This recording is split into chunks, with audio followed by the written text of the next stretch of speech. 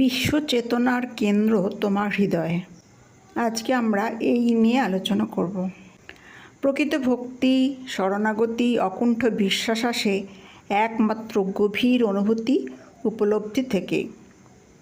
কে কখন সেই অনুভূতি পাবে, কার কখন সেই ডাক আসবে, তা একমাত্র তিনি ছাড়া কেউ জানে না। ভাগ্যবলে মনুষ্য দেহ, মন, বুদ্ধি লাভ করেছ, সব কিছুকে হৃদয় দিয়ে অনুভব করতে পারছ। তোমার হৃদয় তো এই বিশ্ব চেতনার কেন্দ্রস্থল। হৃদয়কে প্রসারিত করো, বিশ্বকে নিজের বক্ষে, নিজের হৃদয় দিয়ে অনুভব করার জন্য। এই চেষ্টা কেবল চেষ্টা হলেও পরে দেখবে তোমার হৃদয়ের কেন্দ্রটি খুলে গেলে তখন প্রতিটি মানুষের, প্রতিটি প্রাণীর ব্যথা তোমার হৃদয়ে বাজবে। তাদের আনন্দ তোমার আনন্দরূপে প্রতিভাত হবে। তখন তোমার হৃদয়ে তুমি বিশ্ববিনাশ ছন্দ শুনতে পাবে। শরীরের মধ্যে হৃদযন্ত্রটি কেবল রক্তকে শরীরের মধ্যে পাম্প করার জন্যই নয়, হৃদযন্ত্রটি হচ্ছে প্রেম এবং আনন্দের কেন্দ্রবিশেষ। শরীরের প্রতিটি কোষে কোষে রক্ত অর্থাৎ আনন্দ এবং প্রেমকে ছড়িয়ে দেওয়া, তাদের সঞ্জীবিত রাখা, এটাই তার কাজ। স্থূল হৃদযন্ত্র কিংবা রক্ত, এটা স্থূল জ্ঞান। হৃদযন্ত্রটি প্রেমের স্থান, তার ধারা ছড়িয়ে পড়ে আনন্দ স্রোতে, রক্তরূপে। মানুষ যত বেশি নেতিবাচক মনের উপাসনা করে, জীবনের মূল উদ্দেশ্যকে ভুলে, আত্মধর্ম প্রাণধর্মকে ভুলে যখন কেবল ইন্দ্রিয় তৃপ্তি এবং স্বার্থকেন্দ্রিক জীবন যাপন করে, তখন সব থেকে বেশি কষ্ট পায় ওই হৃদযন্ত্রটি। প্রেমের অভাবে, আনন্দের অভাবে সে আর ওই বিশ্বছন্দের সঙ্গে তাল মিলিয়ে বাঁচতে পারে না। মাঝে মধ্যেই ছন্দপতন হয়।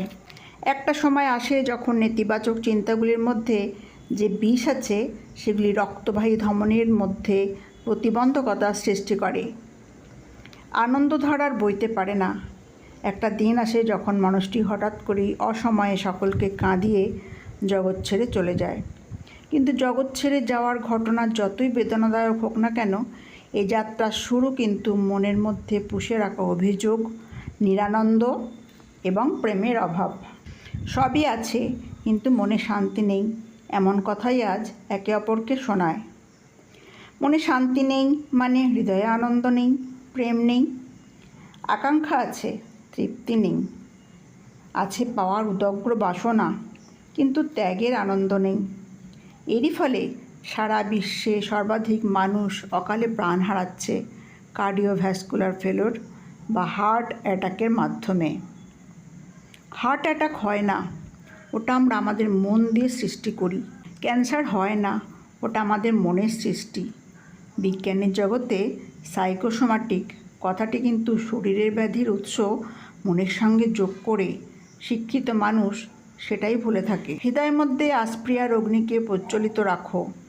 সেই পবিত্র হোমানলে আহুতি দাও মনের এক একটি নেতিবাচক, হতাশাব্যঞ্জক, দুশ্চিন্তার পাপরাশিকে। সেই পবিত্র হোমানলের অগ্নিতে প্রজ্বলিত হয়ে সেই শক্তির উৎসার হবে। তা হবে দিব্য চেতনা, যা তোমাকে টেনে নামাচ্ছিল, তাই এখন তোমাকে উপরে উঠতে সাহায্য করবে। দুশ্চিন্তার কাল পুরুষকে তোমার সচেতন মনের যজ্ঞাগ্নিকে জ্বলে যেতে দেখো তোমার মনের কল্পনার পটে। সব বেদনাগুলি তোমার হৃদয়ের ওই হোমানলের আহুতি হোক। দেখবে তোমার চেতনার উন্মেষ হচ্ছে। চেতনার স্তরে যে মল জমা ছিল তা যেমন যেমন পরিষ্কার হবে, দেখবে মন সূক্ষ্ম থেকে সূক্ষ্ম বস্তু সম্বন্ধে ভাবতে পারছে। ভগবানের এই অপরূপ সৃষ্টির অনেক রহস্য তখন তোমার মনের কাছে ধরা দেবে। লোকে যাকে অলৌকিক বলে তাদের চেতনার অশুদ্ধতার জন্য, সেটাই তোমার পরিমার্জিত মনের কাছে স্বাভাবিক লৌকিক ভগবৎ শক্তির লীলা বিলাস রূপে ধরা দেবে। দেখবে তখন আর ভগবান কোনো দূরের বস্তু নন, তিনি সত্যিই তোমার হৃদয়ের সব থেকে নিকটে, সব থেকে আপন। তোমার হৃদয়ই তার বাসস্থান।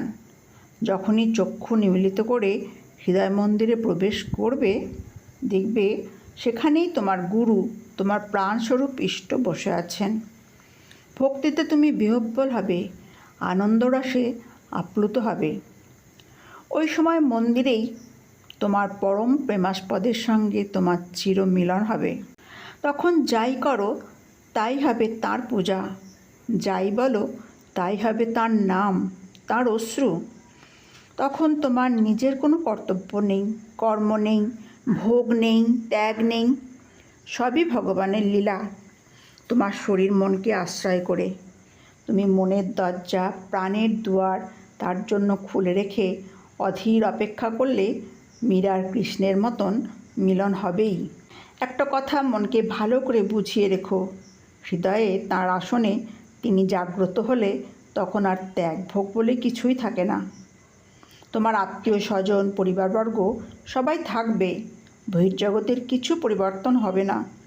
পরিবর্তন হবে কেবল তুমি। ওই পরিবর্তনটাই আসল। তুমি পাল্টালে জগৎ পাল্টাবে।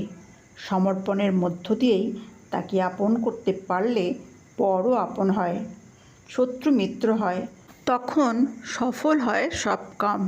আজকের অংশটি শুনলাম বুদ্ধি শুদ্ধানন্দ ব্রহ্মচারীর মন চলো নিজ নিকেতনে নামক গ্রন্থের অংশ। সকলে সুস্থ থাকুন, ভালো থাকুন এই প্রার্থনা করি। ভিডিও কেমন লাগছে জানাবেন। ভালো লাগলে লাইক, শেয়ার, কমেন্ট এবং সাবস্ক্রাইব করবেন, কারণ আপনাদের ভালোবাসাই আমার পথ চলার প্রেরণা। ধন্যবাদ সকলকে।